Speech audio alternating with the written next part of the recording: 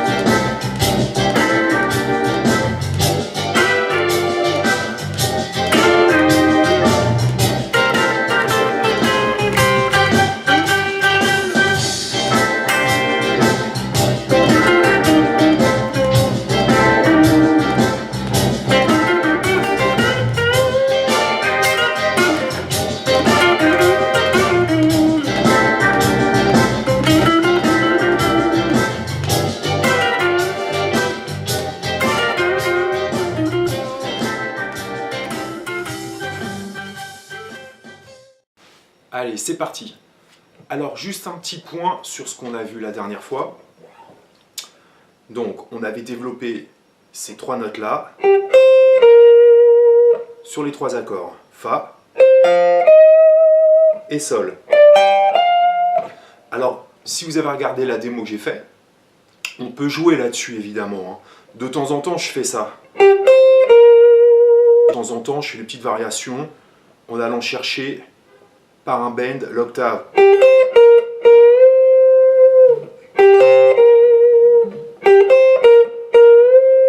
Et je peux développer ça sur chaque accord. Bon, faut le faire une fois de temps en temps comme ça, mais vraiment le thème il est là. D'accord? Voilà ce que je voulais dire sur ces petites notes. Alors, lorsqu'on fait un blues, les accords traditionnels, en fait, ce sont des accords, bon, on va dire majeurs. Si on est dans une tonalité majeure, il existe évidemment des blues mineurs. L'accord majeur, si on lui donnait un premier voicing blues, on pourrait lui donner une couleur 7e. Donc il me suffit, lorsque je fais mon accord majeur, de retirer mon petit doigt, et la note que je libère, c'est la 7e. Donc évidemment, je peux développer ça sur chaque accord, Fa, Fa 7 et Sol, Sol 7. D'accord? Bon, je ne les montre pas dans les autres positions de base, on en reparlera plus tard. Aujourd'hui, on va surtout regarder, c'est les accords de 9e. Alors les accords de 9e, pour ceux qui ne connaissent pas, c'est des couleurs très intéressantes qu'on retrouve chez les jazzeux, et également aussi dans les années 40 chez T-Bone Walker. C'est peut-être le premier qui a apporté cette couleur-là réellement dans le blues. Alors c'est des couleurs très intéressantes. Là je vous joue les 3 accords qu'on va travailler aujourd'hui. Alors pour faire mon accord de Do 9, donc ça sera en fait un Do 9, basse de Mi, Sa tierce. Donc je vais placer mon premier doigt, 7e case, corde 2, La. Je vais placer mon majeur, 7e case, corde 2, Sol. Et je vais placer mon 3e doigt, 8e case, corde 2, Ré. Et mon petit doigt, 8e case, corde 2, Si. Et l'idée, c'est qu'il va falloir faire entendre que les 4 cordes du milieu. Si on bloque éventuellement la corde de mi, soit avec mon index, soit avec mon pouce, et qu'on bloque aussi avec le petit doigt la corde de mi aigu, on peut attaquer toutes les cordes.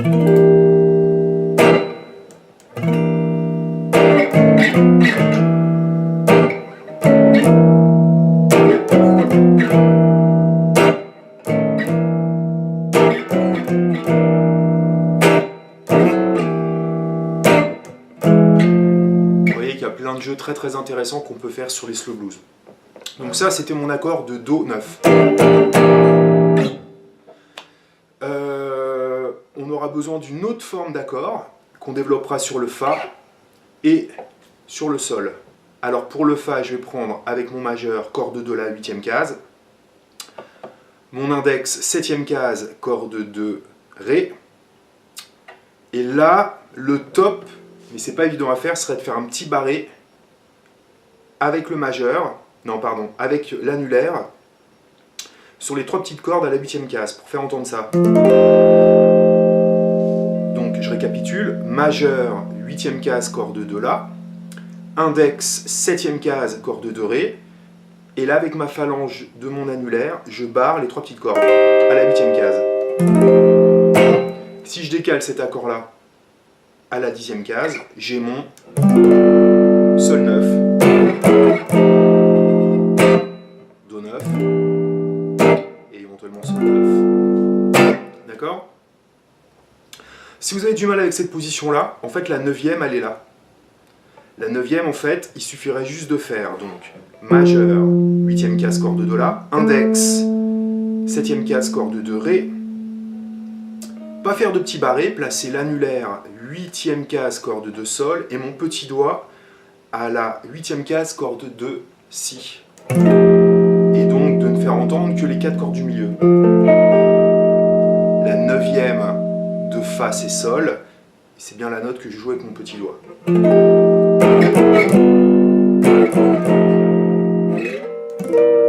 peux le déplacer aussi en Do ici, à la 15e case, corde de La. Mais le top, j'avoue que c'est de faire avec la note aiguë ici, sur la petite corde. D'accord ? Alors, de ces accords-là, alors ça va être la forme avec les 4 doigts. Ceci dit, si vous regardez l'accord qu'on fait avec tous les doigts sauf l'index, ça fait un petit triangle ici. Et ce petit triangle-là, au lieu de le faire avec le majeur, annulaire et petit doigt, je pourrais très bien prendre la même position avec 3 doigts qui sont plus faciles à maîtriser, l'index, le majeur et l'annulaire. Donc ça me donne ça. Ça me donne donc majeur, 8e case, corde de Ré, index, 7e case, corde de Sol, et l'annulaire, 8e case, corde de Si. D'accord ? Voilà, et en fait c'est ces voicings là qu'on va travailler aujourd'hui. Vous retenez bien la position, on va se servir de cet accord là pour jouer sur l'accord de Do. Ok ?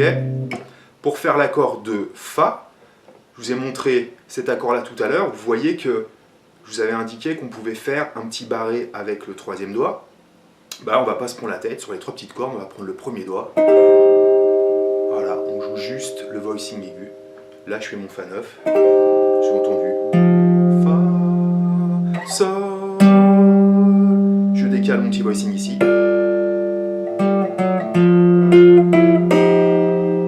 Do.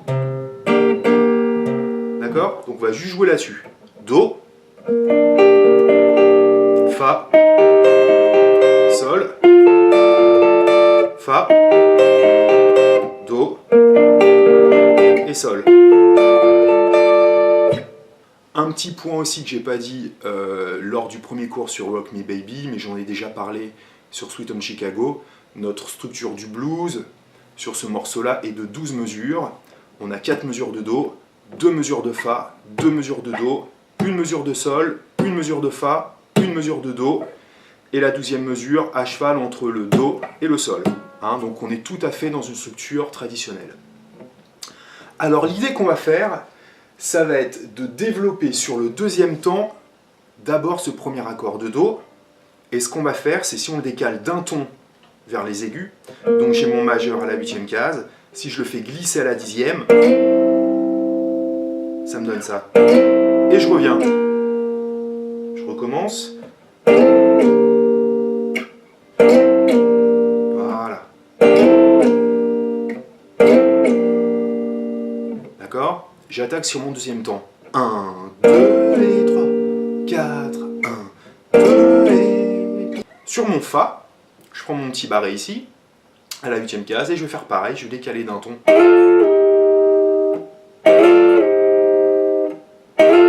Donc deuxième temps, 1, 2. Ensuite, je reviens 2 fois sur le Do.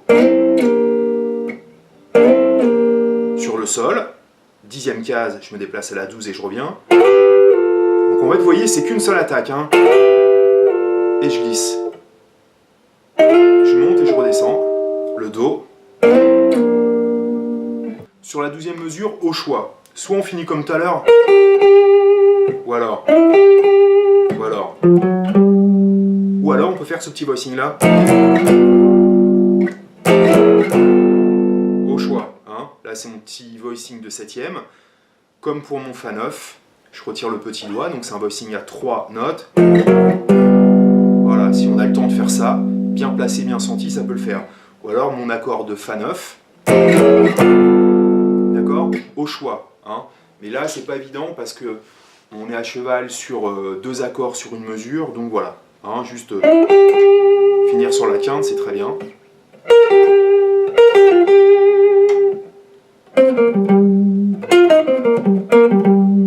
Ah, là, je fais des plans de la penta. La penta, c'est bien aussi, hein, pour approcher les notes de la gamme, on en reparlera. Par exemple, j'ai aussi mon Sol qui est là. Si je fais une descente de gamme, hein, ça marchera très bien. Voilà, plein de possibilités. Donc on récapitule. Mon petit accord, ça fait un petit triangle. Je le décale de 2 cases et je reviens dessus. On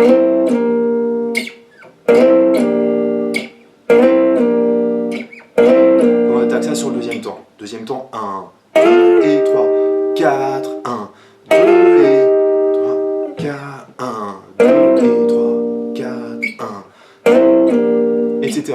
J'ai fait une petite variation sur la démo, je vous la montre, encore une fois avec parcimonie. Donc par exemple, on pourrait faire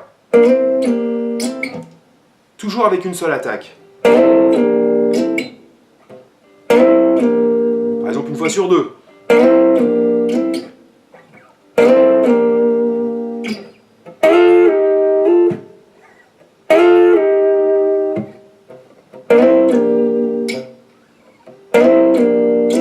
Pas obligé de le faire systématiquement, hein. Ça peut être juste une fois de temps en temps. Je le fais pas, je le fais pas, et là je vais le faire.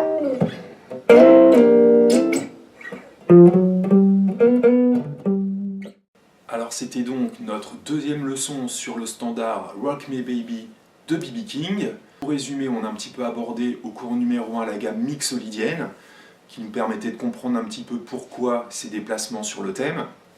Aujourd'hui, on a parlé des accords de 9e, et ces accords de 9e, à 4 doigts, si on les simplifie, ça nous donne des tout petits accords à déplacer par ton, et ça nous donne des voicings très très intéressants qui ressemblent un petit peu à des riffs de cuivre. D'accord ?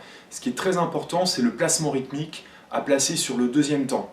2 et 4, 1, 2 et. Et je vous ai montré également une petite variation qu'on pouvait faire sur ce plan rythmique. Donc j'espère que ça vous plaît. Si c'est le cas, n'hésitez pas à liker mes vidéos ou à faire des commentaires. Faites partager, abonnez-vous. Alors je vous dis donc à très très bientôt. Bonne musique et bon blues. Ouh yeah!